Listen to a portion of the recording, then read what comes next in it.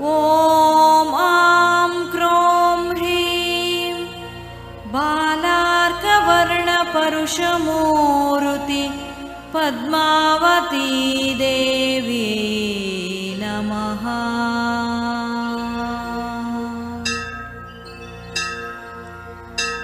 प्रणम्य परया भक्त्या देव्याः पादाम्बुजं त्रिधा नामान्यष्टसहस्राणि वक्ष्ये तद्भक्तिसिद्धये।